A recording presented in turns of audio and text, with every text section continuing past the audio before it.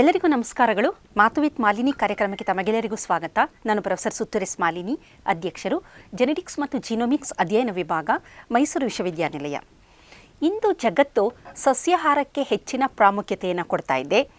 ಮಹಾತ್ಮ ಗಾಂಧೀಜಿಯವರ ಆತ್ಮಕಥನದಲ್ಲಿ ನಾವು ಓದಿದಾಗ, ನನ್ನ ಸತ್ಯಾನ್ವೇಷಣೆ ಎನ್ನುವ ಅವರ ಆತ್ಮಕಥನದಲ್ಲಿ ಅವರು ನೈಸರ್ಗಿಕ ಚಿಕಿತ್ಸೆಗಳು ಮತ್ತು ಸಸ್ಯಾಹಾರ ಹೇಗೆ ನಮ್ಮ ಆರೋಗ್ಯಕ್ಕೆ ಪೂರಕವಾಗಿದೆ ಎಂಬುದನ್ನು ಬಹಳ ಸ್ಪಷ್ಟವಾಗಿ ವಿವರಿಸಿದ್ದಾರೆ. ಮತ್ತು ಸಸ್ಯಾಹಾರದ ಬಳಕೆಯಿಂದ ನಮ್ಮ ಆರೋಗ್ಯದಲ್ಲಿ ಯಾವ ರೀತಿಯ ಒಂದು ಉತ್ತಮತೆಯನ್ನು ನಾವು ನೋಡ್ಬೋದು, ಬದಲಾವಣೆಗಳನ್ನು ನಾವು ನೋಡ್ಬೋದು ಅಂತಲೂ ಸಹ ತಿಳಿಸಿದ್ದಾರೆ. ಹಿಂದಿನ ಕಾಲದಿಂದಲೂ ನಮ್ಮ ಪೂರ್ವಜರು ಸಸ್ಯಾಹಾರಕ್ಕೆ ಒಂದು ಹೆಚ್ಚಿನ ಒತ್ತನ್ನು ಕೊಡ್ತಾ ಇದ್ದರು. ಮಾಂಸಾಹಾರ ನಿಷೇಧ ಏನೂ ಅಲ್ಲ, ಆದರೆ ಸಸ್ಯಾಹಾರವನ್ನು ಹೆಚ್ಚು ಬಳಕೆ ಮಾಡಿ ಮಾಂಸಾಹಾರವನ್ನು ಅಪರೂಪಕ್ಕೊಮ್ಮೆ ಬಳಸಿ ಅಂತ ನಮ್ಮ ಹಿರಿಯರು ಹೇಳ್ತಾ ಇದ್ದರು. ಹಾಗಾದರೆ ಎಲ್ಲರೂ ನಾವು ಸಸ್ಯಾಹಾರದ ಬಗ್ಗೆ ಮಾತಾಡ್ತೀವಿ. ಹಣ್ಣುಗಳು, ಸೊಪ್ಪು, ತರಕಾರಿ ಇದನ್ನು ಯಥೇಚ್ಛವಾಗಿ ಬಳಕೆ ಮಾಡಬೇಕು, ಮೊಳಕೆ ಕಾಳುಗಳು ಈ ಥರದನ್ನು ಬಳಕೆ ಮಾಡಿದಾಗ ನಮ್ಮ ಆರೋಗ್ಯ ವೃದ್ಧಿಯಾಗುತ್ತೆ ಅಂತ. ಆದರೆ ವೈಜ್ಞಾನಿಕ ದೃಷ್ಟಿಕೋನದಿಂದ ಸಸ್ಯಾಹಾರ ಸೇವನೆ ಮಾಡಿದಾಗ ನಮ್ಮ ದೇಹದಲ್ಲಿ ಯಾವ ರೀತಿಯ ಒಂದು ಕ್ರಿಯೆಗಳು ನಡೆಯುತ್ತೆ, ಜೈವ ರಾಸಾಯನಿಕ ಕ್ರಿಯೆ, ಬಯೋ ಕೆಮಿಕಲ್ ರಿಯಾಕ್ಷನ್ ಅಂತ ನಾವು ಏನು ಹೇಳ್ತೀವಿ, ಅದು ಯಾವ ರೀತಿ ನಡೆಯುತ್ತೆ ಅಂತ ಈ ದಿನ ನಾವು ನೋಡೋಣ. ಮೊದಲನೇದಾಗಿ, ಸಸ್ಯಾಹಾರದ ಸೇವನೆಯಿಂದ ದೇಹದಲ್ಲಿ ಉಂಟಾಗುವ ಉರಿ ಊತ ಅಥವಾ ಇನ್ಫ್ಲಮೇಷನ್ ಅಂತ ನಾವು ಏನಂತೀವಿ, ಅದರ ಪ್ರಮಾಣ ಕಡಿಮೆ ಇರುತ್ತೆ. ಯಾವಾಗ ವ್ಯಕ್ತಿಗೆ ದೇಹದಲ್ಲಿ ಉರಿ ಊತ ಇರುತ್ತೆ, ಅಂತಹ ವ್ಯಕ್ತಿ ಕಾಯಿಲೆಗಳಿಗೆ ಸುಲಭವಾಗಿ ತುತ್ತಾಗುವ ಸಾಧ್ಯತೆ ಇದೆ. ಹಾಗಾಗಿ ನಮ್ಮ ದೇಹದಲ್ಲಿ ಈ ಇನ್ಫ್ಲಮೇಷನ್ ಅಥವಾ ಉರಿ ಊತ ಏನಿದೆ ಅದನ್ನು ನಾವು ಯಾವಾಗಲೂ ಕೆಳಮಟ್ಟದಲ್ಲೇ ಇಟ್ಕೊಂಡಿರಬೇಕು. ಅಂದಾಗ ಮಾತ್ರ ಆ ವ್ಯಕ್ತಿಗೆ ಯಾವುದೇ ವಿಧವಾದ ಬಹುವಿಧದ ಅಸ್ವಸ್ಥತೆಗಳು ಅಂತೀವಲ್ಲ, ಅದರಲ್ಲಿ ಮುಖ್ಯವಾಗಿ ಮಧುಮೇಹ ಆಗ್ಬೋದು, ಬೊಜ್ಜುತನ ಆಗ್ಬೋದು, ಹೃದಯಕ್ಕೆ ಸಂಬಂಧಿಸಿದಂಥ ಕಾಯಿಲೆಗಳಾಗ್ಬೋದು, ಆಮೇಲೆ ಕರುಳಿಗೆ ಸಂಬಂಧಿಸಿದಂತಹ ತೊಂದರೆಗಳು, ಈ ರೀತಿ ನಾನಾ ಕಾರಣದ ಬಹುವಿಧದ ಅಸ್ವಸ್ಥತೆಗಳು ಏನಂತ ಹೇಳ್ತೀವಿ. ಆ ಆರೋಗ್ಯವನ್ನು ನಾವು ನೋಡೋದಾದರೆ, ಯಾರಿಗೆ ಉರಿ ಊತ ಕಮ್ಮಿ ಇರುತ್ತೆ ಅಂಥವರಿಗೆ ಸಂಪೂರ್ಣವಾಗಿ ಅವರು ಆರೋಗ್ಯವಂತರಾಗಿರ್ತಾರೆ. ಇಲ್ಲಿ ನಾವು ಸಸ್ಯಾಹಾರವನ್ನು ನಮ್ಮ ದೈನಂದಿನ ಜೀವನದಲ್ಲಿ ಯಥೇಚ್ಛವಾಗಿ ಬಳಕೆ ಮಾಡಿಕೊಂಡಾಗ ನ್ಯೂಕ್ಲಿಯರ್ ಫ್ಯಾಕ್ಟರ್ ಕಪ್ಪಾ ಬಿ ಎನ್ನುವ ಒಂದು ಜೀನು, ಅದು ಅದರ ಒಂದು ಏನು ಪ್ರಕ್ರಿಯೆ ಇರುತ್ತೆ, ಅದರ ಆ್ಯಕ್ಟಿವಿಟಿ ಇರುತ್ತೆ, ಅದು ಕಮ್ಮಿ ಆಗಿರುತ್ತೆ. ಅದು ಯಾವಾಗ ಕಮ್ಮಿ ಆಗಿರುತ್ತೆ, ಅದೊಂದು ಟ್ರಾನ್ಸ್ಕ್ರಿಪ್ಷನ್ ಫ್ಯಾಕ್ಟರು, ಅದರ ಒಂದು ಪ್ರಕ್ರಿಯೆ ಏನು ಕಮ್ಮಿ ಇರುತ್ತೆ, ಅಂತಹ ಸಮಯದಲ್ಲಿ ನಮ್ಮ ದೇಹದಲ್ಲಿ ಬಿಡುಗಡೆಯಾಗುವ ಸೈಟೋಕೈನ್ಗಳ ಪ್ರಮಾಣವೂ ಸಹ ಕಡಿಮೆ ಇರುತ್ತೆ. ಯಾವಾಗ ದೇಹದಲ್ಲಿ ಸೈಟೋಕೈನ್ಗಳು ಹೆಚ್ಚಾಗಿರುತ್ತೆ, ಅಂತಹ ಸಂದರ್ಭದಲ್ಲಿ ನಮ್ಮ ದೇಹದಲ್ಲಿ ಇನ್ಫ್ಲಮೇಷನ್ ಅಥವಾ ಉರಿ ಊತ ಜಾಸ್ತಿ ಆಗುತ್ತೆ. ಹಾಗಾಗಿ ಯಾವ ವ್ಯಕ್ತಿ ಸಸ್ಯಾಹಾರವನ್ನು ಹೆಚ್ಚಾಗಿ ಬಳಕೆ ಮಾಡ್ತಾನೆ ಅವನಲ್ಲಿ ನ್ಯೂಕ್ಲಿಯರ್ ಫ್ಯಾಕ್ಟರ್ ಕಪ್ಪಾ ಬಿ ಎನ್ನುವ ಜೀನು ಅದು ಒಂದು ಅಷ್ಟೊಂದು ಹೆಚ್ಚಾಗಿ ಪ್ರತಿಕ್ರಿಯೆ ನೀಡದೇ ಇರೋದರಿಂದ ಅವನ ಆರೋಗ್ಯ ತುಂಬ ಚೆನ್ನಾಗಿರುತ್ತೆ. ನಂತರ ಇದರ ಜೊತೆಯಲ್ಲಿ ಯಾರು ಸಸ್ಯಾಹಾರವನ್ನು ಹೆಚ್ಚು ಬಳಕೆ ಮಾಡ್ತಾರೆ ಅವರಿಗೆ ಇನ್ಸುಲಿನ್ ಸೆನ್ಸಿಟಿವಿಟಿ ಚೆನ್ನಾಗಿರುತ್ತೆ. ಯಾವಾಗ ಮಧುಮೇಹ ಅಂತ ನಾವು ಕರಿತೀವಿ, ಅಲ್ಲಿ ಮನುಷ್ಯನಿಗೆ ಇನ್ಸುಲಿನ್ ಸೆನ್ಸಿಟಿವಿಟಿ ಕಡಿಮೆ ಆಗಿರುತ್ತೆ, ಅಲ್ಲಿ ಇನ್ಸುಲಿನ್ ರೆಸಿಸ್ಟೆನ್ಸ್ನ ಅವರು ಡೆವಲಪ್ ಮಾಡ್ಕೊಂಬಿಟ್ಟಿರ್ತಾರೆ ಆಗಿರುತ್ತದು. ಹಾಗಾಗಿ ಮನುಷ್ಯನಿಗೆ ಆರೋಗ್ಯವಂತನಾಗಿರಬೇಕು, ಅವನಿಗೆ ಮಧುಮೇಹ ಬರಬಾರ್ದು ಅಂತ ಅಂದರೆ ಅವನಿಗೆ ಇನ್ಸುಲಿನ್ ಸೆನ್ಸಿಟಿವಿಟಿ ಚೆನ್ನಾಗಿರಬೇಕು. ಇಲ್ಲಿ ಗಲ್ಟ್ ಅಂತ GULT4 ಅನ್ನುವ ಒಂದು ಜೀನ್ ಇದೆ. ಅದರ ಮುಖ್ಯ ಕೆಲಸ ಏನಂತಂದರೆ, ಅದು ಒಂದು ಎನ್ಸೈಮನ್ನು ಬಿಡುಗಡೆ ಮಾಡುತ್ತೆ. ಇದರ ಮುಖಾಂತರ ನಮ್ಮ ಜೀವಕೋಶಗಳಿಗೆ ಗ್ಲೂಕೋಸ್ ಸುಲಭವಾಗಿ ಹೋಗುವಂತಹ ಪ್ರಕ್ರಿಯೆ ನಡೆಯುತ್ತೆ. ಇದರ ಜೊತೆಯಲ್ಲಿ ಯಾರು ಸಸ್ಯಾಹಾರವನ್ನು ಸೇವನೆ ಮಾಡ್ತಾರೆ ಅವರ ಒಂದು ಯಕೃತ್ ಅಥವಾ ಲಿವರಿನಲ್ಲಿ ಅದರಲ್ಲಿ ನಾನ್ ಕಾರ್ಬೋಹೈಡ್ರೇಟ್ ಅಥವಾ ಕಾರ್ಬೋಹೈಡ್ರೇಟ್ ಅಲ್ಲದ ಸೋರ್ಸ್ಗಳಿಂದ, ಉದಾಹರಣೆಗೆ ಹೇಳಬೇಕು ಅಂದರೆ ಟ್ರೈಗ್ಲಿಸರೈಡ್ಗಳಾಗಿರ್ಬೋದು, ಫ್ಯಾಟಿ ಆ್ಯಸಿಡ್ಗಳು, ಅದರಿಂದ ಗ್ಲೂಕೋಸನ್ನು ಬಿಡುಗಡೆ ಮಾಡುವಂಥ ಒಂದು ಪ್ರಕ್ರಿಯೆ ನಡೆಯುತ್ತೆ. ಇದರ ಜೊತೆಯಲ್ಲಿ ಈ ಒಂದು ಫ್ಯಾಟಿ ಆ್ಯಸಿಡ್ ಅಂತ ನಾವೇನು ಕರಿತೀವಿ ಅದರದ್ದು ಆಕ್ಸಿಡೇಷನ್ ಆಗುತ್ತೆ. ಹಾಗಾಗಿ ಇವೆಲ್ಲ ಪ್ರಕ್ರಿಯೆಗಳು ನಡೆಯೋದರ ಜೊತೆಯಲ್ಲಿ ನಮ್ಮ ದೇಹದಲ್ಲಿ ಅದು ಮುಖ್ಯವಾಗಿ ಯಕೃತಿನಲ್ಲಿ ಅಥವಾ ಲಿವರಿನಲ್ಲಿ ಯಾವುದೊಂದು ಲೈಪೋಜೆನೆಸಿಸ್ ಅಂತ ಅಂದರೆ ಲಿಪಿಡನ್ನು ಬಿಡುಗಡೆ ಮಾಡುವಂತಹದ್ದು, ಅದರಲ್ಲಿ ಮುಖ್ಯವಾಗಿ ಟ್ರೈಗ್ಲಿಸರೈಡ್ ಬಿಡುಗಡೆ ಮಾಡುವಂತಹ ಪ್ರಕ್ರಿಯೆ ಏನಿದೆ ಅದು ಕಡಿಮೆ ಆಗುತ್ತೆ. ಇದು ಬಹಳ ಮುಖ್ಯವಾಗಿ ನಮಗೆ ಬೇಕಾಗಿರೋದು. ಕಾರಣ ಇದು ಜಾಸ್ತಿ ಆದರೆ ಲಿಪಿಡ್ ಬಿಡುಗಡೆಯಾಗುವುದು ನಮ್ಮ ಒಂದು ಯಕೃತ್ತಿನಿಂದ ಜಾಸ್ತಿ ಆದರೆ, ಅದರಲ್ಲೂ ಮುಖ್ಯವಾಗಿ ಟ್ರೈಗ್ಲಿಸರೈಡ್ಗಳು, ಅಂತಹ ವ್ಯಕ್ತಿಗೆ ಮುಂದಿನ ದಿನದಲ್ಲಿ ಬೊಜ್ಜುತನ ಬರುವ ಸಾಧ್ಯತೆ ಇದೆ. ಹಾಗಾಗಿ ಯಾರು ಸಸ್ಯಾಹಾರವನ್ನು ಸೇವನೆ ಮಾಡ್ತಾರೆ ಅದರಲ್ಲಿ ಲೈಪೋಜೆನೆಸಿಸ್ ಏನಾಗುತ್ತೆ ಆ ಪ್ರಕ್ರಿಯೆ ಕಡಿಮೆ ಇರೋದರಿಂದ ಅವರು ಒಳ್ಳೆಯ ಒಂದು ತೂಕವನ್ನು ಹೊಂದಿರ್ತಾರೆ, ಅವರ ಎತ್ತರಕ್ಕೆ ತಕ್ಕನಾದ ತೂಕವನ್ನು ಹೊಂದಿರ್ತಾರೆ ಮತ್ತು ಸಂಪೂರ್ಣವಾಗಿ ಆರೋಗ್ಯವಾಗಿ ಇರ್ತಾರೆ. ಮುಂದಿನದು, ಯಾವ ವ್ಯಕ್ತಿ ಸಸ್ಯಾಹಾರವನ್ನು ಬಳಕೆ ಮಾಡ್ತಾನೆ, ಸೊಪ್ಪುಗಳು, ಹಣ್ಣುಗಳು, ತರಕಾರಿಗಳು, ಆಯಾ ಸೀಸನ್ಗೆ ತಕ್ಕಂತೆ ನಮಗೆ ಸಿಕ್ಕುವಂತಹ ಹಣ್ಣುಗಳಾಗಿರ್ಬೋದು, ತರಕಾರಿಗಳಾಗಿರ್ಬೋದು ಯಥೇಚ್ಛವಾಗಿ ಸೇವನೆ ಮಾಡುವ ವ್ಯಕ್ತಿಯ ದೇಹದಲ್ಲಿ ಆ್ಯಂಟಿ ಆಕ್ಸಿಡೆಂಟ್ಗಳು ಪ್ರಮಾಣ ಜಾಸ್ತಿ ಇರುತ್ತೆ. ಅಂದರೆ ಇದು ನಮ್ಮ ದೇಹದಲ್ಲೇ ಬಿಡುಗಡೆಯಾಗುವ ಕೆಲವೊಂದು ವಿಷಗಳನ್ನು ನಿರ್ವಿಷಯುಕ್ತ ಮಾಡುವಂತಹ ಕೆಲವೊಂದು ವಸ್ತುಗಳು, ಅದನ್ನು ನಾವು ಆ್ಯಂಟಿ ಆಕ್ಸಿಡೆಂಟ್ಗಳು ಅಂತ ಕರಿತೀವಿ. ಅದು ದೇಹದಲ್ಲಿ ಸ್ವಲ್ಪ ಪ್ರಮಾಣದಲ್ಲಿ ಬಿಡುಗಡೆಯಾಗುತ್ತೆ.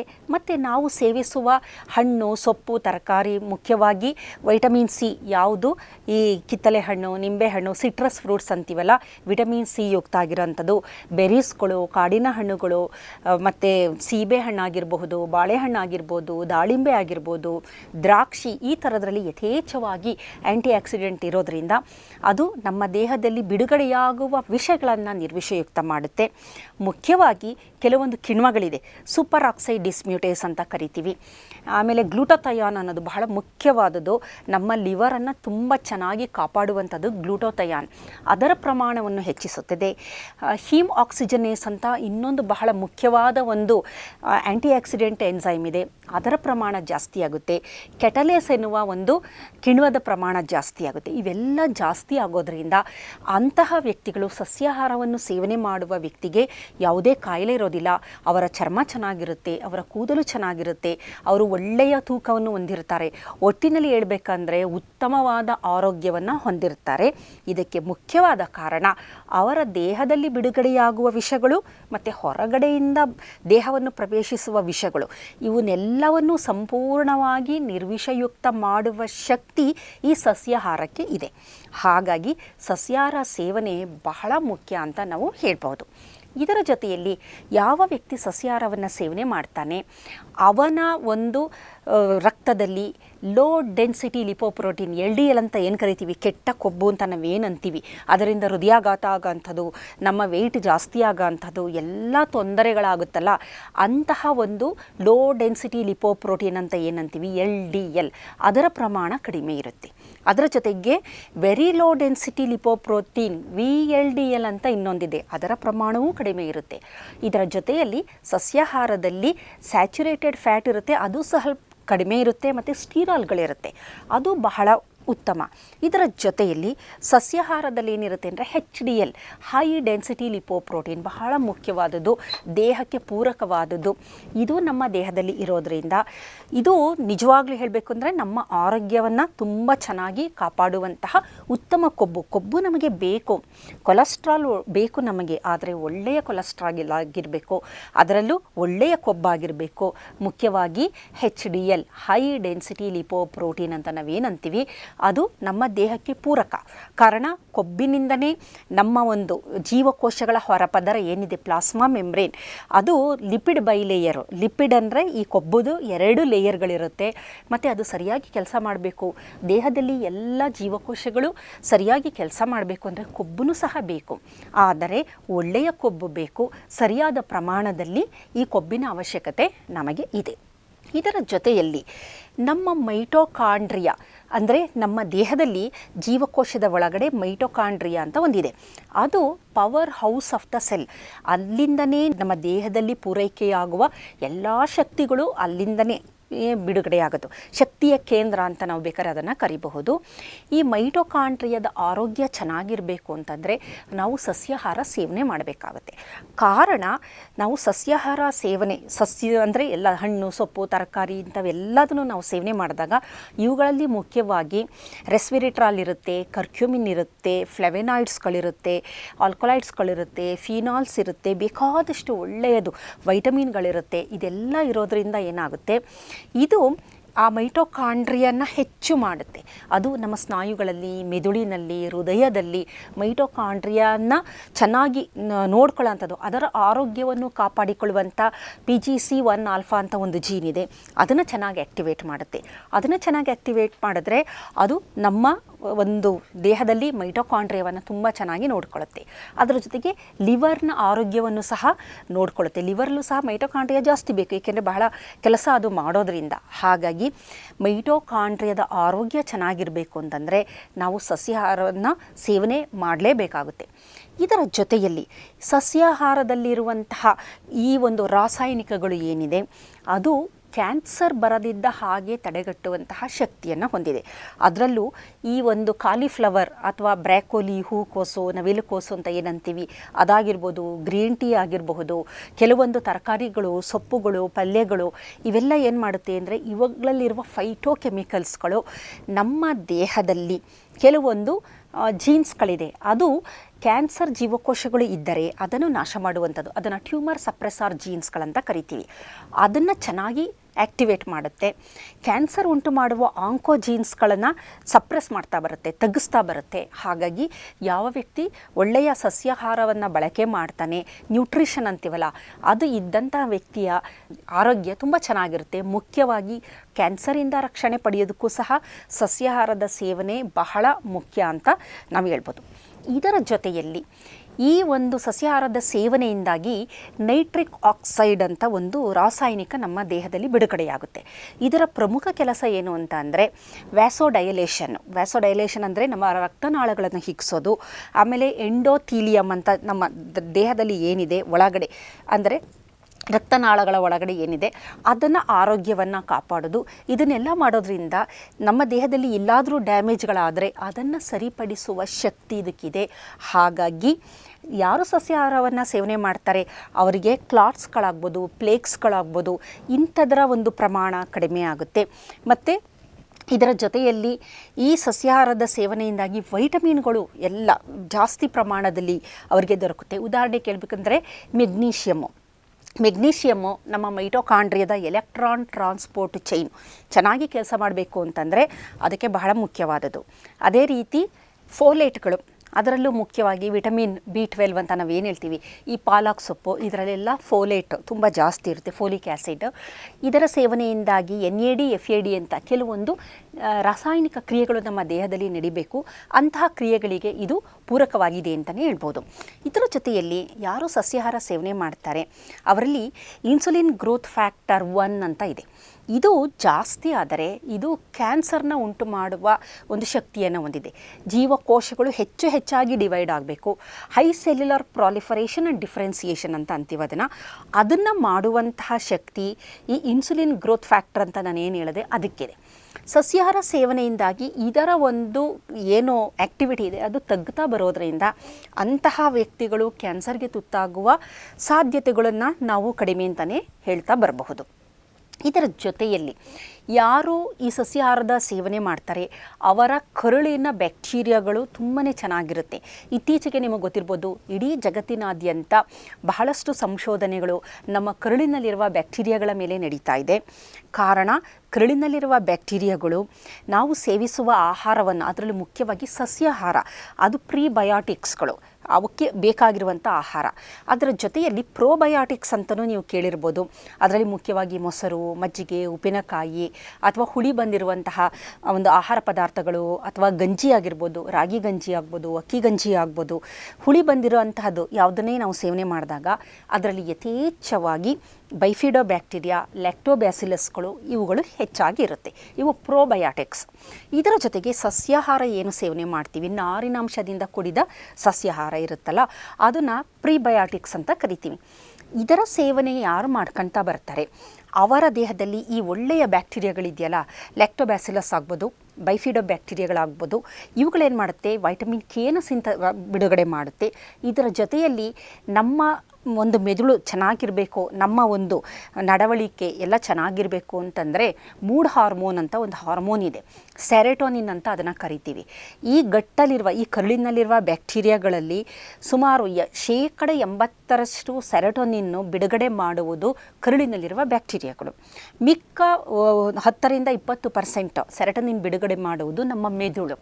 ಹಾಗಾಗಿ ಈ ಕರುಳನ್ನು ನಾವು ಚೆನ್ನಾಗಿ ಇಟ್ಕೊಂಡ್ರೆ ಈ ಒಳ್ಳೆಯ ಬ್ಯಾಕ್ಟೀರಿಯಾಗಳ ಸಂಖ್ಯೆ ಜಾಸ್ತಿ ಆದರೆ ಒಳ್ಳೆಯ ಹಾರ್ಮೋನುಗಳು ಬಿಡುಗಡೆಯಾಗುತ್ತೆ. ಇದರ ಜೊತೆಗೆ ಅಸಿಟೇಟ್, ಬ್ಯೂಟರೇಟ್, ಪ್ರೊಪಿನೇಟ್ ಅನ್ನುವ ಸ್ಮಾಲ್ ಚೈನ್ ಫ್ಯಾಟಿ ಆ್ಯಸಿಡ್ಗಳು ಅಂತ ಕರಿತೀವಿ. ಇವುಗಳು ಸಹ ಚೆನ್ನಾಗಿ ಬಿಡುಗಡೆಯಾಗುತ್ತೆ. ಹಾಗಾಗಿ ಯಾರು ಸಸ್ಯಾಹಾರವನ್ನು ಸೇವನೆ ಮಾಡ್ತಾರೆ ಅವರಿಗೆ ಲೀಕಿ ಗಟ್ ಸಿಂಡ್ರೋಮ್ ಅಂತ ಒಂದು ಕಾಯಿಲೆ ಇದೆ. ಲೀಕಿ ಗಟ್ ಸಿಂಡ್ರೋಮ್ ಅಂದರೆ ಕರುಳಿನಲ್ಲಿರುವಂತಹ ಅಂಶಗಳು ರಕ್ತಕ್ಕೆ ಹೋಗದಿದ್ದ ಹಾಗೆ ನಮ್ಮ ಜೀವಕೋಶಗಳಿದೆಯಲ್ಲ ಅದರಲ್ಲಿ ಒಂದು ಸೀಲಿಂಗ್ ಆಗಿರುತ್ತೆ, ಅದು ಹೋಗೋದಿಲ್ಲ. ಕರುಳಿನಲ್ಲಿರೋದು ಕರುಳಿನಲ್ಲೇ ಇರುತ್ತೆ, ಅದು ರಕ್ತಕ್ಕೆ ಹೋಗೋದಿಲ್ಲ. ಒಳ್ಳೆಯ ಅಂಶ ಮಾತ್ರ ಅದು ಸಣ್ಣ ಬ್ಲಡ್ ವೆಸಲ್ಗಳು ಅದನ್ನು ಪಡೆದುಕೊಂಡು ರಕ್ತಕ್ಕೆ ಹೋಗುವಂಥದ್ದು. ಹಾಗಾಗಿ ಕರುಳಿನಲ್ಲಿ ವಿಷ ಇದ್ದರೆ ಅದು ರಕ್ತಕ್ಕೆ ಸುಲಭವಾಗಿ ಹೋಗೋದಿಲ್ಲ. ಯಾವಾಗ ಲೀಕಿ ಗಟ್ಟಾಗುತ್ತೆ, ಗಟ್ ಅಂದರೆ ನಮ್ಮ ಕರುಳು, ಅದು ಲೀಕ್ ಆಗ್ತಾ ಬರುತ್ತೆ, ಆವಾಗ ಅಲ್ಲಿರುವಂತಹ ವಿಷ ಅದನ್ನು ಎಂಡೋಟಾಕ್ಸಿನ್ ಅಂತ ಕರಿತೀವಿ.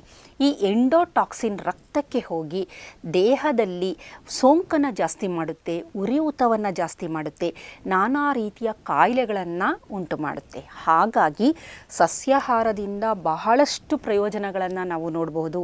ನಮ್ಮ ಮೆದುಳಿನ ಆರೋಗ್ಯ ಆಗ್ಬೋದು, ಹೃದಯದ ಆರೋಗ್ಯ ಆಗ್ಬೋದು, ಕರುಳಿನ ಆರೋಗ್ಯ ಆಗ್ಬೋದು, ನಮ್ಮ ಯಕೃತ್ ಅಥವಾ ಲಿವರ್ ಏನಿದೆ ಅದರ ಆರೋಗ್ಯ ಆಗ್ಬೋದು. ಇದು ಎಲ್ಲದಕ್ಕೂ ಸಸ್ಯಾಹಾರ ಅತ್ಯಂತ ಪೂರಕವಾದದ್ದು ಅಂತ ಹೇಳ್ಬೋದು.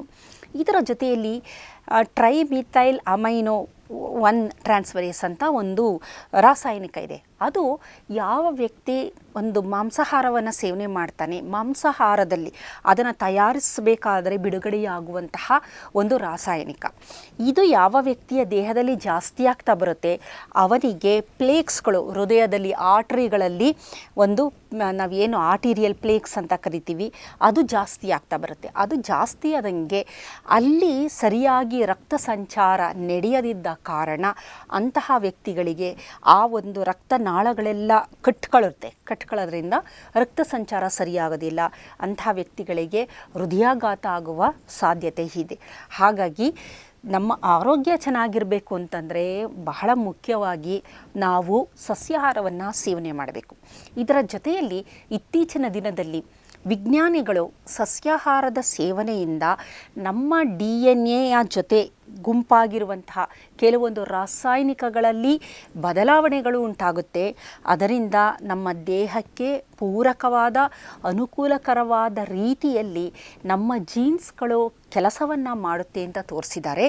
ಇದನ್ನು ನಾವು ಎಪಿಜೆನೆಟಿಕ್ ಫಿನಾಮಿನನ್ ಅಂತ ಕರಿತೀವಿ. ಇಡೀ ಜಗತ್ತು ಇಂದು ಈ ಒಂದು ಎಪಿಜೆನೆಟಿಕ್ ಫಿನಾಮಿನನ್ ಅಥವಾ ಇದರ ಮೇಲೇ ಕೆಲಸ ಮಾಡ್ತಾ ಇದೆ. ಹಾಗಾಗಿ ಸಸ್ಯಾಹಾರದಲ್ಲಿ ಇರುವಂತಹ ಅಂಶಗಳಿದೆಯಲ್ಲ ಅದು ಕೆಲವೊಂದು ಒಳ್ಳೆಯ ಜೀನ್ಸ್ಗಳನ್ನು ಆ್ಯಕ್ಟಿವೇಟ್ ಮಾಡೋದ್ರಿಂದ ಕಾಲಕಾಲಕ್ಕೆ ನಮ್ಮ ದೇಹದ ಒಳಗಡೆ ಏನೇನು ಒಳ್ಳೆಯ ಪ್ರತಿಕ್ರಿಯೆಗಳು ನಡೆಯಬೇಕು ಅಂದರೆ DNA ಡ್ಯಾಮೇಜ್ ಆಗಿದ್ದರೆ ಅದನ್ನು ಸರಿ ಮಾಡುವಂತಹದ್ದು, ಆಮೇಲೆ ನಾವು ಸೇವಿಸುವ ರಾಸಾಯನಿಕಗಳು ದೇಹದಲ್ಲಿ ವಿಷವನ್ನು ಬಿಡುಗಡೆ ಮಾಡುತ್ತೆ ಅದನ್ನು ನಿರ್ವಿಷಯುಕ್ತ ಮಾಡುವಂತಹದ್ದು, ಈ ರೀತಿ ನಾನಾ ರೀತಿಯ ದೇಹಕ್ಕೆ ಪೂರಕವಾದದ್ದು, ಆರೋಗ್ಯಕರವಾದದ್ದು ಇಂತಹ ರಾಸಾಯನಿಕಗಳನ್ನು ಬಿಡುಗಡೆ ಮಾಡುವಂತಹ ರಾಸಾಯನಿಕ ಕ್ರಿಯೆಗಳನ್ನು ಉಂಟು ಮಾಡುತ್ತೆ. ಹಾಗಾಗಿ ಸಸ್ಯಾಹಾರದಿಂದ ಬೇಕಾದಷ್ಟು ಪ್ರಯೋಜನಗಳಿದೆ. ನಮ್ಮ ದೇಹದ ಎಲ್ಲ ಅಂಗಾಂಗಗಳಿಗೆ ಅತ್ಯಂತ ಪೂರಕವಾಗಿರೋಂಥದ್ದು ಮತ್ತು ಅದರ ಆರೋಗ್ಯವನ್ನು ಕಾಪಾಡುವಂತಹ ಶಕ್ತಿಯನ್ನು ಸಸ್ಯಾಹಾರ ಹೊಂದಿದೆ. ಕಾರಣ ಇದರಲ್ಲಿ ಫಿನಾಲಿಕ್ ಕಾಂಪೌಂಡ್ ಇದೆ, ಆಲ್ಕಲಾಯ್ಡ್ಸ್ಗಳಿರ್ಬೋದು, ಫ್ಲೆವಿನಾಯ್ಡ್ಸ್ಗಳಿರ್ಬೋದು, ಕರ್ಕ್ಯುಮಿನ್, ರೆಸ್ವೆರಿಟ್ರಾಲ್, ಇದರ ಜೊತೆ ಕ್ವಿನಿಸಿಟ್ರಿನ್, ಈ ಥರ ಬೇಕಾದಷ್ಟು ಇದರಲ್ಲಿದೆ. ಇಲಾಜಿಕ್ ಆ್ಯಸಿಡ್ ಆಗ್ಬೋದು, EGCG ಇರ್ಬೋದು, ಈ ಥರದ್ದು ಹಲವಾರು ರಾಸಾಯನಿಕಗಳು, ಫೈಟೋಕೆಮಿಕಲ್ಸ್ಗಳಿರೋದ್ರಿಂದ ಒಟ್ಟಾರೆ ನಮ್ಮ ದೇಹದ ಎಲ್ಲ ಅಂಗಾಂಗಗಳನ್ನು ಇದು ಜೋಪಾನ ಮಾಡೋದ್ರಿಂದ ಸಸ್ಯಾಹಾರದ ಸೇವನೆ ಅತ್ಯಂತ ಪೂರಕವಾದದ್ದು. ಕಾರಣ ಎಲ್ಲರೂ ಸಸ್ಯಾಹಾರದ ಬಗ್ಗೆ ಹೇಳ್ತಾರೆ, ಸಸ್ಯಾಹಾರದಿಂದ ಮಲಬದ್ಧತೆ ಉಂಟಾಗಲ್ಲ, ಸಸ್ಯಾಹಾರದಿಂದ ನಮ್ಮ ಆರೋಗ್ಯ ಚೆನ್ನಾಗಿರುತ್ತೆ ಅಂತೆಲ್ಲ ಹೇಳ್ತಾರೆ. ಆದರೆ ಇವು ನಿಜವಾಗಿ ದೇಹದ ಒಳಗಡೆ ನಡೆಯುವ ರಾಸಾಯನಿಕ ಪ್ರಕ್ರಿಯೆಗಳು. ಇದರ ಜೊತೆಯಲ್ಲಿ ಈ ಜೀನ್ಸ್ಗಳು, ನಾನು ಹೇಳ್ಕೊಂಡು ಬಂದ ಈ ಎಲ್ಲ ಜೀನ್ಸ್ಗಳು ಆ್ಯಕ್ಟಿವೇಟ್ ಆಗೋದರಿಂದ ಅದು ಎಲ್ಲ ಕೆಲಸಗಳನ್ನು ಕರಾರುಕವಾಗಿ ಮಾಡಿ ನಮ್ಮನ್ನು ಸಂಪೂರ್ಣ ಆರೋಗ್ಯವಂತರನ್ನಾಗಿ ಮಾಡುತ್ತೆ. ಹಾಗಾಗಿ ಸಸ್ಯಾಹಾರದ ಸೇವನೆಗೆ ಹೆಚ್ಚಿನ ಮಹತ್ವವನ್ನು ಕೊಡಿ, ಹೆಚ್ಚು ಸಸ್ಯಾಹಾರವನ್ನು ಸೇವನೆ ಮಾಡಿ. ಮಾಂಸಾಹಾರ ಸಂಪೂರ್ಣ ನಿಷೇಧ ಏನು ಅಲ್ಲ, ಆದರೆ ಅಪರೂಪಕ್ಕೊಮ್ಮೆ ಮಾಂಸಾಹಾರ ಸೇವನೆಯಿಂದ ಏನೂ ತೊಂದರೆ ಇಲ್ಲ. ಆದರೆ ಸಸ್ಯಾಹಾರಕ್ಕೆ ಹೆಚ್ಚಿನ ಆದ್ಯತೆಯನ್ನು ನಾವು ನೀಡಿದರೆ ನಮ್ಮ ಆರೋಗ್ಯ ತುಂಬ ಚೆನ್ನಾಗಿರುತ್ತೆ. ನಮಸ್ಕಾರ.